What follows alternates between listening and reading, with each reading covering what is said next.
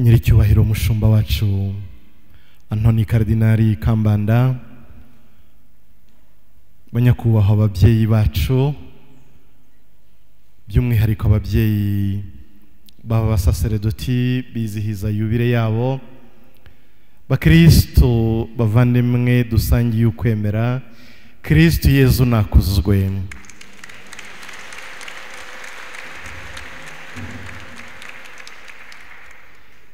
Batubwiye ko turi babyishimo kuri uyu munsi, nanjye ndabyemeza. Kugira abavandimwe nk'aba bizihiza yubile y'imyaka 25, bamwe mu muhamagaro mwiza w'ubusaseredoti, abandi kubw'amasezerano bakoze mu muryango w'Abapalotine. Bavandimwe bacu, mbifurije yubile nziza mbikuye ku mutima.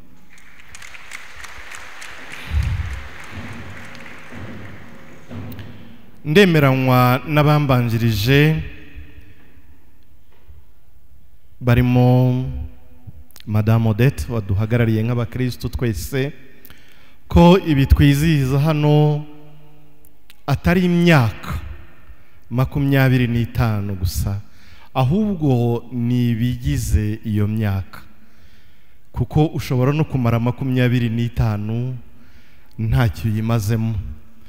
Ushobora no kumara iyo 25 ntacyo umariye isi, ntukimarire nijoro.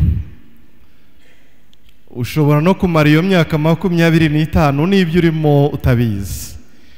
Ariko kubw'ingabire y'Imana, abo bavandimwe bacu bamaze imyaka 25 mu masezerano yo kwiyegurira Nyagasani ndetse no mu muhamagaro w'ubusaseredoti. Icyo twizihiza rero ntabwo ari iyo myaka 25, ahubwo ni ubudahemuka bw'Imana yabaherekeje kugera uyu munsi. Imana yacu itagihemuka, niyo twebwe twahemuka, iyo muyimpera amashyi kuko ni ingenzi.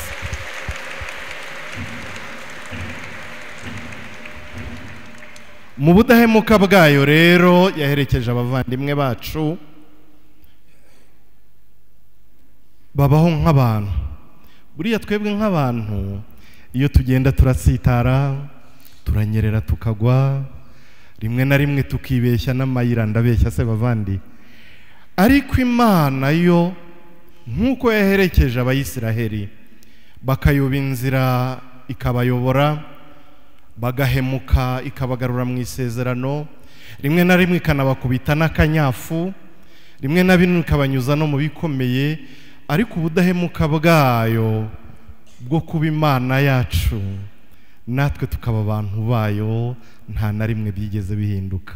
Iyo Mana iracyariyo, nk'uko yari ejo hashize, nk'uko iri uyu munsi, nk'uko izanakomeza kubayo ubu n'iteka ryose.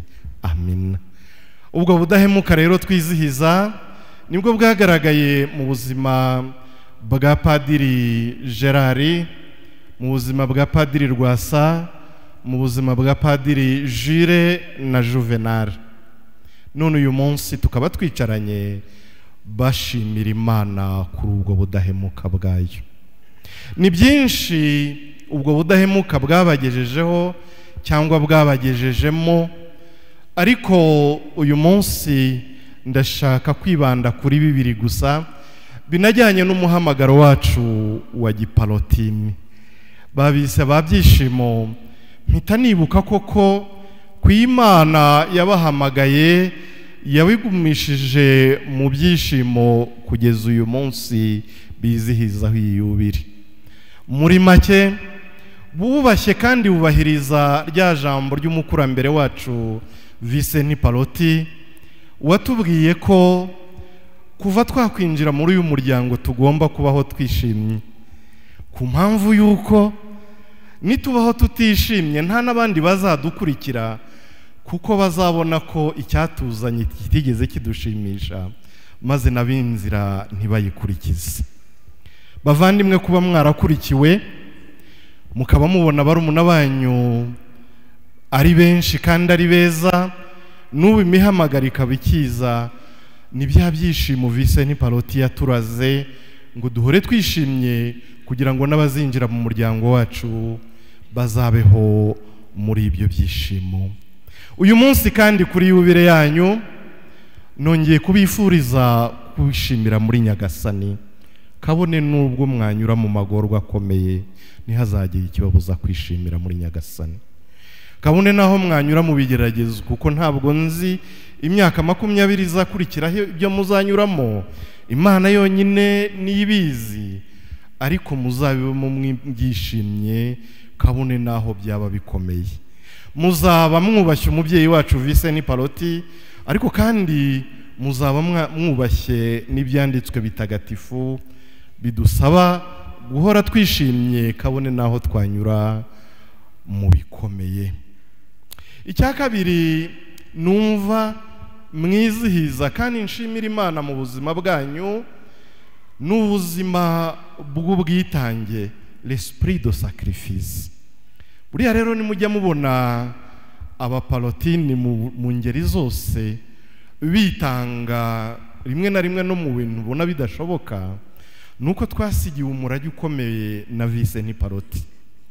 Ubwe yarindikiye ngo kuva umunsi wa mbere mwinjiye mu muryango muzarangwe n'ubwitange kugeza umunsi muzava muri ubu buzima. Dès l'entrée dans cette famille, soyez marqués par l'esprit de sacrifice.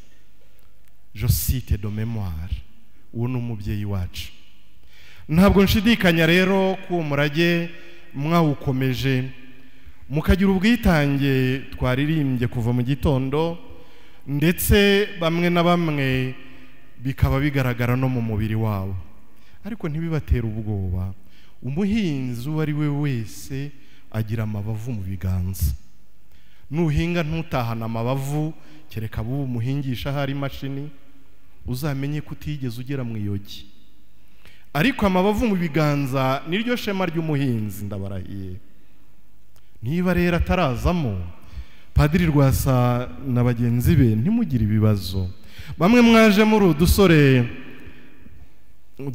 tutyaye musokoza agapenge kagakunda, nahoze nitegereza Juvenal, agapenge kariho ariko harimo n'imvidisi. Ntuze kunyikubitira nidusohoka, ariko uvuze ko nyir'urugo yapfuye si uwa yanamwishe. Nibyo biriya n'ibimenyetso by'umuhinzi. Ntabwo wahinga ngo ubure kugira amabavu, ntibishoboka. Ntushobora kuba itara ryaka. Nanone nongere nsubiremo amagambo ya Vincent Paloti yagavuga ngo buji zingizi zaka 1000 zirambitse mu cyumba ariko zidacanye ngo nta kamaro kazo, ariko imwe icanye yakije ibonesha icyumba niyo cyaba kingana gute kikazamo urumuri. Ariko hari consequence. Iyo buji yaka iranashira, iyo buji yaka iranashonga, irashonga hagasigara agashashara kangana urwara, ariko ikuzo ryayo nuko iba yaratse, iruta cya kindi kiryamye mu cyumba kitaratse. Ubwo siyo yatsi gashira ntiruta 1000 zirambitse muri magaze. Dore buji zacu rero, dore ngizi hano, zimwe zaratse nyine ubu hasigaye agashashara gato, ariko ikuzo ryako nuko ryatse. Ubaye wihaye Imana ntubitara ryaka ngo utinya gushira, n'undi uzashira nta n'icyo wakoze. Ubaye padiri ukanga gucana nk'itara ngo ejo utazagera hariya hasi kuruga hasi ngo batoragura udushashara, ntacyo waba umaze n'ubundi. Ubundi si ubwo bupadiri bwaba kumariye iki? Reka da bavandimwe banjye, 25 mwaratse nimugumye mwake, nibatoragura udushashara hariya bakadushyira ahantu ntacyo bizaba bitwaye. Iryo ni ryo kuzo ryacu.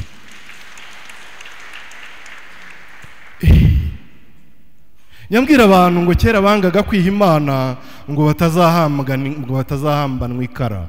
Reka ibyo twarabirenze, ayo makara twarayarenze. Ubu twamenye ko uwihaye Imana adahambanwa ikara, ahubwo ahambanwa ikuzo. ni nayo mpamvu tutabitinya, aho Imana izatwohereza hose tuzajyayo. Aya makara yanyu ntacyo kitubwiye, ikiduhangayikishije ni ikuzo ry'Imana. Icyo nicyo rero mbifuriza bavandimwe banjye, nitunahambwa tuzahambanwa ikuzo, kubera ko twakoreye Imana mu budahemuka bwayo, ikaduherekeza kugeza uyu munsi. Aho rero hari muri rusange, ni munyemerere mvuge nk'umubyeyi. Ababyeyi hano muranyumva, burya niyo ufite abana bose ubakunda kimwe, ariko buri wese agira umwihariko, sibyo babyeyi? Abana bose ubakunda kimwe, ariko burya hari ugira umwihariko we. Ikindi navumbuye ko abantu burya tubangukirwa no kuvuga ibibi by'abandi. Ubu nasabye Imana ngo ijye impa kubangukirwa no kuvuga ibyiza by'abavandimwe banjye. Sinava hano rero ntabivuze, ariko buri wese mu mwihariko we. Ndahera ku muto muri bo, nubwo atari gito, Juvenal Faustin Ndagijimana. Naguserereje ntuze kungora, agapenke karimo imvi buriya n'ikimenyetso ko ari itara ryaka ariko rikanashirira.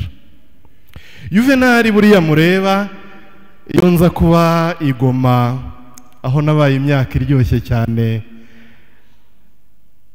buriya mbambwiye ngo Juvenal yiko na esprit ya bien sana.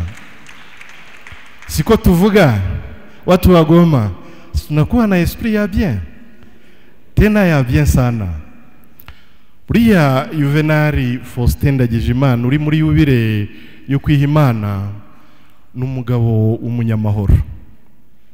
Ndabibabwira kuko mbizi, mumenye hashize imyaka igiye kugera kuri 30, kandi hari naho twabanye hatandukanye, ariko namumenye birushijeho aho mariye kuba umuyobozi we. Padiri Juvenal ni umunyamahoro pe, kandi nkuko mugenzi we yabiririmbye, burya amahoro y'umutima niwo mutima w'amahoro. Uwabiririmbye ni Padiri Nepomuseni. Uwo mutima w'amahoro Juvenal arawufite, niyo yagwiriweho n'ibintu biremereye, ndabivuga kuko mbizi, iko na esprit ya bien, nta byacitse, abigendamo neza kandi akumvira.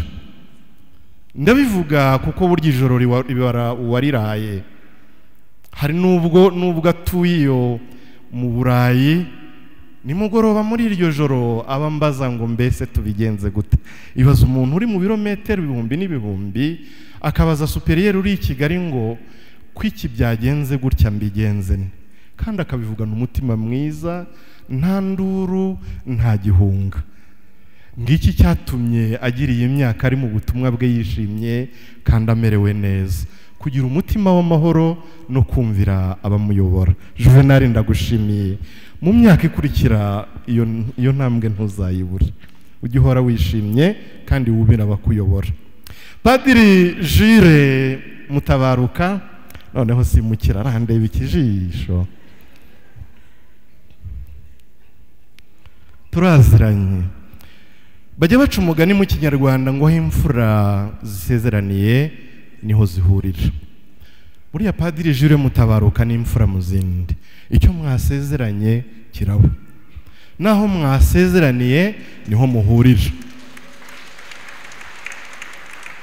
Ariko rero kurindi ruhande, niba mutasezeranye ntimuhura, basta.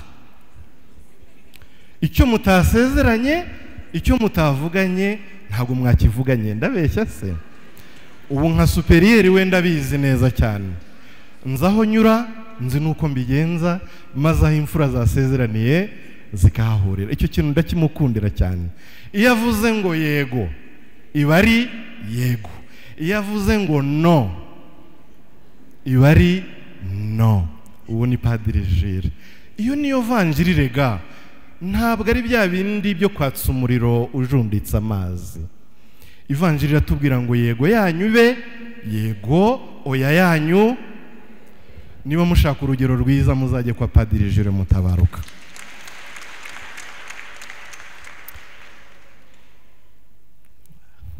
urandeba se urangira uti Padiri Gerard Kamegeri ni umuvandimwe nkunda cyane wizihiza imyaka 25 ari umusaseredoti. Hari isezerano buriya mu Bapalotini dusezerana ryitwa perseverance, mu Kinyarwanda babyita ubudacogora. Padiri Gerard niwe ushaka urugero rwa perseverance, urugero rw'ubudacogora ndamugutuye cyane. Buriya mureba mu myaka 25 amaze ari umupadiri, 23 muri yo yari formateur, yari umurezi w'abapadiri. Abo yareze bahise bakoma amashyi, ariko buriya ndabivuga kuko mbizi nabaye umurezi. Umurimo wo kurera uravuna cyane, usaba kwigomwa. Vice ni Palotine yajyaga tubwira ngo abarezi bo mu Gipalotine, vous devez former le jour comme la nuit. Le jour comme la nuit, kuvuga ngo amanywa nijoro mugomba kuba mwita kubo murera. Biragoye ntibyoroshye, kuko na saa sita z'ijoro umuhungu arakubwira ngo narembye, ugakubita ku bitugu no kwa muganga ngo pi ukajya kuvuza. Imyaka 23 rero ayimaze muri ubwo buzima. Yabaye vikeri kabiri gusa, ibindi yari umurezi atinuba kandi ntiyigande. Ikindi nkundira Gerard muri ubwo buzima nuko chez lui nta complaisance ibaho. Padiri Gerard akora icyiza kuko ari cyiza, akanga ikibi kuko ari kibi, peu importe uwagikoze, kandi icyiza aragiharanira kugeza kugezeho. Padiri Gerard ndamubatuye kugira ngo natwe ducike kuri complaisance, hamwe dukora icyiza kuko dutegereje ibihembo cyangwa se dutinya guhanwa. Oya, Gerard uzakomereza aho ngaho, ukora icyiza kuko ari cyiza, wanga ikibi kuko ari kibi, ubundi wikomereza urugendo. Uwo ni Gerard Kamegeri nababwiraga. Ibi mbabwira ntabwo ari teori zo mu bitabo, imyaka maze ndi umuyobozi wabo nabihamya kandi nkabisinyira.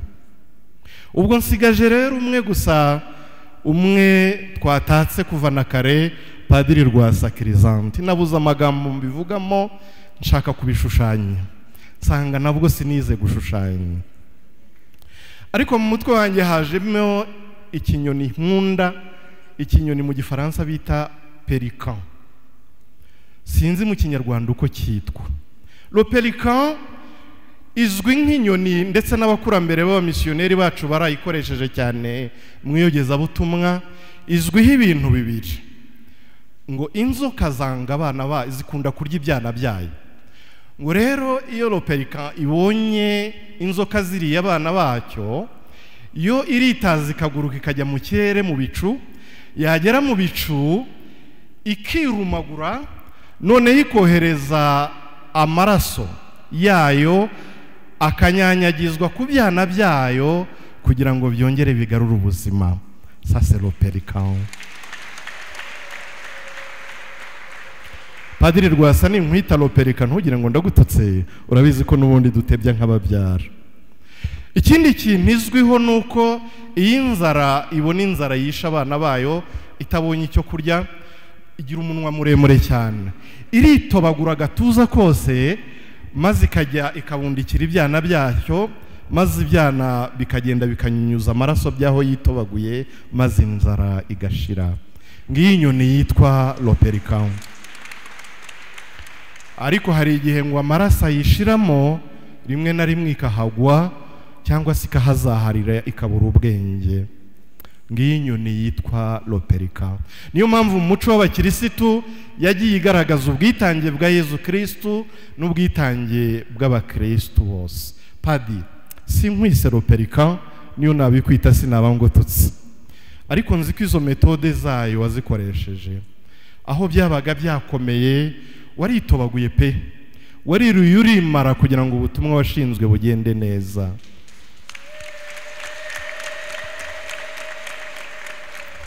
Kandi n'ubu mureba ameze kuriya, nta mukristo wabura misa Rwasa ahari, nta mukristo ubura amasakaramentu Rwasa ahari. Rwasa ni buji yatse irashonga nyine kuko yaka. rwasa n'iperika, ni inyoni yagaburiye abana bayo, ndetse rimwe na rimwe inzoka zabaruma ikajya mu kirere ikohereza amaraso yayo kugira ngo abana bayo bakire ubumara. Mbuza amagambo yo kuvuga umuvandimwe, niyo mpamvu namwise icyo kinyoni, ariko sinamututse namutakaga. Arakoze mu mumpera amashyi. Ibindi abo mbabwiye n'abavandimwe bacu, kandi ndabibabwira mbikuye ku mutima, kandi mbabwiye ibyo nzi nanasubiramo uyu munsi. Nyagasani rero akumye abampere umugisha, n'iyindi 25 bazayigendemo, n'igihe Nyagasani azabahamagarira bazagende bishimye muri we ubu n'iteka ryose. Amen. Reka sozereje ku mubyeyi wacu dukunda kandi wadusuye, Nyiricyubahiro Antoni Karidinali Kambanda. Mwakoze cyane babyeyi, tubashimiye ubwitange bwanyu muri byinshi tuzi, tuvuga kandi tutanavuga, kugira ngo rero bitaba birebire. Ubutumwa nabageneye mbugeneye mu mpano imwe gusa. Mu izina ry'umuryango wa Palotine mpagarariye, mbahaye inyana y'igaju.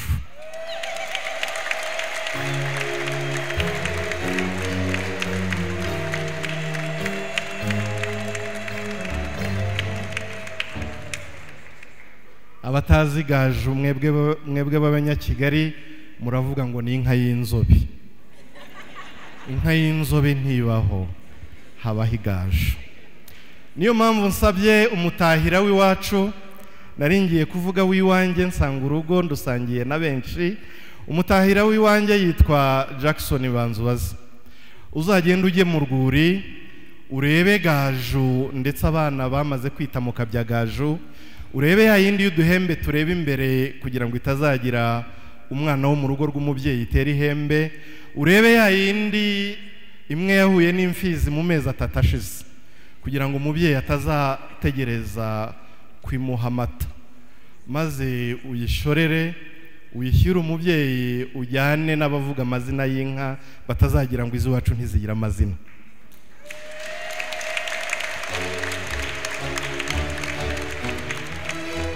Uzagende wababrifinze, nicyo kinyarwanda dufite ubu ngubu, ubabwire ko iyo nka y'Abaparotine yitwa inka y'ineza.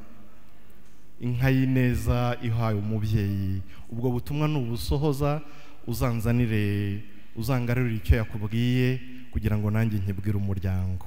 Murakoze. Nyagasani Yezu nabanena.